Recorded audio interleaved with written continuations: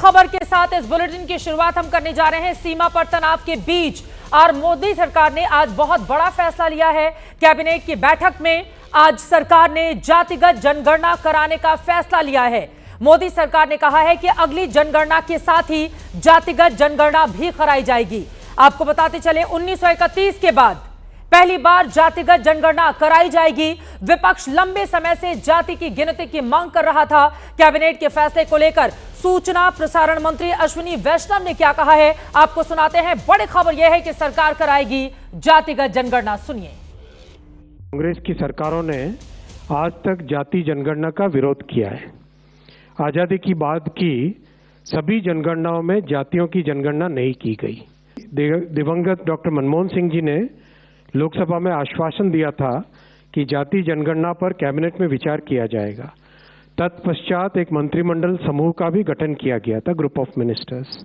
इसके बावजूद कांग्रेस की सरकार ने जाति जनगणना के बजाय एक सर्वे कराना ही उचित समझा। आज दिनांक 30/4/2025 के दिन प्रधानमंत्री श्री नरेंद्र मोदी जी के नेतृत्व में राजनीतिक विषयों की कैबिनेट समिति ने यह निर्णय लिया है कि जातियों की गणना को आने वाली जनगणना में सम्मिलित किया जाए। यह इस बात को दर्शाता है कि वर्तमान सरकार देश और समाज के सर्वांगीण हितों और मूल्यों के लिए प्रतिबद्ध है। तो इस वक्त की सबसे बड़ी खबर जो लगातार एबीपी न्यूज आप तक पहुंचा रहा है, सरकार की ओर से कराई जाएगी जातिगत जनगणना।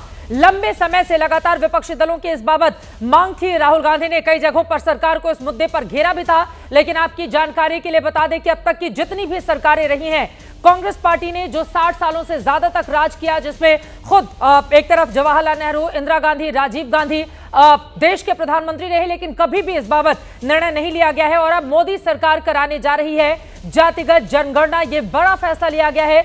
सरकार के फैसले को लेकर कई सवाल भी यहां पर खड़े हो रहे हैं। पहला सवाल अब यह है कि इस वक्त जब पहलगाम हमले के बाद भारत और पाकिस्तान में तनाव है, जातिगत जनगणना कराने के ऐलान का मतलब क्या है। सवाल यह भी है कि क्या यह फैसला बिहार में होने वाले चुनाव को ध्यान में रखकर उसके मद्देनजर किया गया है।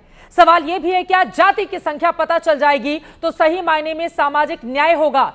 जाति जनगणना के ऐलान के साथ ही राजनीति भी शुरू हो गई है, क्योंकि विपक्ष कह रहा है कि यह मुद्दा तो विपक्ष ने उठाया था, तो क्या विपक्ष के दबाव में फैसला लिया गया है। इसी के साथ सवाल यह भी है कि सरकार जाति जनगणना के लिए तैयार है, क्या विपक्ष से छीन लिया हथियार। आज की चर्चा शुरू करेंगे, उसके पहले फिर से एक बार आपको बयान सुनाते हैं अश्विनी वैष्णव का, जिन्होंने आज आकर यह बड़ा ऐलान किया है और इसके मतलब मायने बहुत दूर तक निकाले जा रहे हैं। तो लेकिन इस पर विपक्षी दलों की प्रतिक्रिया सुनते हैं। जो है और इसमें इंक्लूड किया गया था और पहली बार 17 महीने में किसी राज्य ने अपने बलबूते जो है कराया, तो वो महागठबंधन हमारी सरकार थी।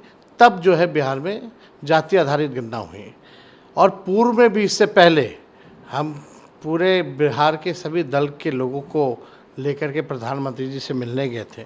तब प्रधानमंत्री जी ने मना कर दिया था। पार्लियामेंट में इनके कई केंद्र मंत्रियों ने मना किया। लेकिन आज हम लोगों की ताकत देखिए, समाजवादियों की ताकत देखिए कि इनको हमारे ही एजेंडे पर जो है काम करना पड़ रहा है।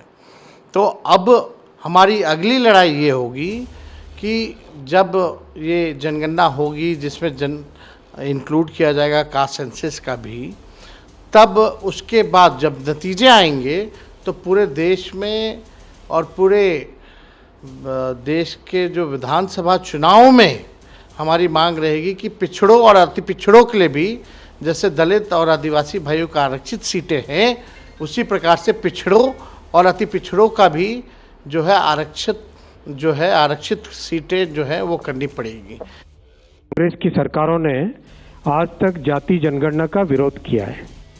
आजादी की बाद की सभी जनगणनाओं में जातियों की जनगणना नहीं की गई।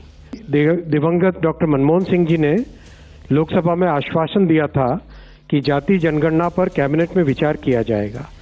तत्पश्चात एक मंत्रिमंडल समूह का भी गठन किया गया था, ग्रुप ऑफ मिनिस्टर्स।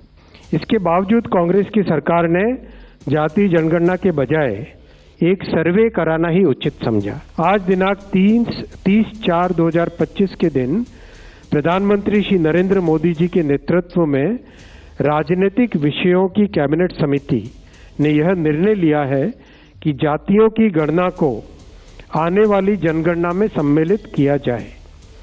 यह इस बात को दर्शाता है कि वर्तमान सरकार देश और समाज के सर्वांगीण हितों और मूल्यों के लिए प्रतिबद्ध है। मूल जनगणना जब शुरू होगी, आपको बताते चले कि पूरा आंकड़ा देश तक आने में तकरीबन 2 सालों का वक्त लगेगा। ऐसे में क्या इसी साल सितंबर महीने से जानकारी आ रही है कि इस तरह की जनगणना कराई जा सकती है या फिर अगले साल होगा, क्योंकि यहां पर अश्विनी वैष्णव की ओर से तारीख और महीना नहीं बताया गया है। लेकिन कई ऐसे सवाल हैं जिसको लेकर हम चर्चा करने वाले हैं, क्योंकि आपको बताते चले अभी तकरीबन 8 दिन हुए हैं पहलगाम में आतंकी हमले को, और 8 दिनों के बाद सरकार की ओर से अगर इतना बड़ा ऐलान, क्योंकि आजादी के बाद यह पहली बार होगा जब जातिगत जनगणना कोई सरकार कराती हुई नजर आ रही होगी। हालांकि लंबे अरसे से इसकी मांग जरूर की जा रही थी, लेकिन तमाम सरकारें आई, तमाम सरकारें चली गई, और पहली बार अब आजादी के बाद ऐसा होने जा रहा है 1931 के बाद, जब कोई सरकार जातिगत जनगणना कराने जा रही है।